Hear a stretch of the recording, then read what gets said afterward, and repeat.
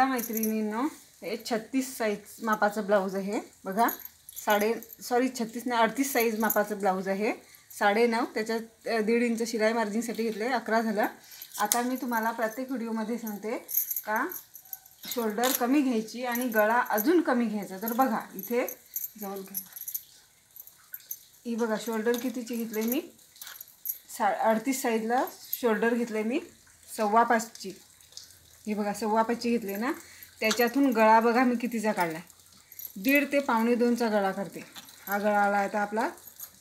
हा बघा, हा गळा कटिंग केला मी 1.25चा आणि हा गळा इकडे रुंद करायचा. तो आपल्याला इकडे बघा, इकडे 3 वर घेतला, इकडे 1.25 घेतला आणि इकडे 3 वर घेतला. हा गळा, ह्या ब्लाऊजचा गळा शोल्डर अजिबात उतरणार नाही. तुम्हाला मी शिवून पण दाखवते.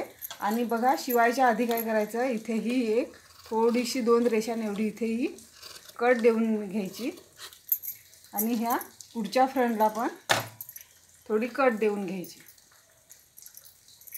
पुढच्या फ्रंटला पण इथून अशी कट द्यायची. आता शिवून मी तुम्हाला पुढे दाखवते गळा किती रुंद होतो तो. तर बघा मैत्रिणींनो, आपण 1.5-1.25चा गळा रुंदी घेऊन हा 9.5चा गळा आहे. किती मस्त आला बघा. असाच तुम्ही पण वरती माप गळा रुंदी कमी घ्या आणि इकडे थोडी वाढवून तुम्ही गळा छान शिवू शकता. तुम्हाला आता प्रश्न पडला असेल का मग आपला फ्रंटचं माप कसं करायचं.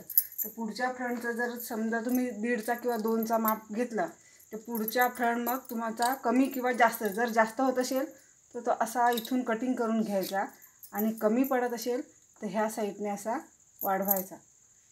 तुम्ही 1.5चं किंवा 1.25चं माप घेतल्यावर हा फ्रंट कमी जास्त होत असेल तर जास्त होत असेल तर इकडनं ह्या साईडने म्हणजे मुंड्याच्या साईडने कट करायचा थोडा कपडा आणि कमी पडत असेल तर ह्या साईडने वाढवू शकता. व्हिडिओ आवडला असेल तर लाईक करा, शेअर करा, कमेंट करा.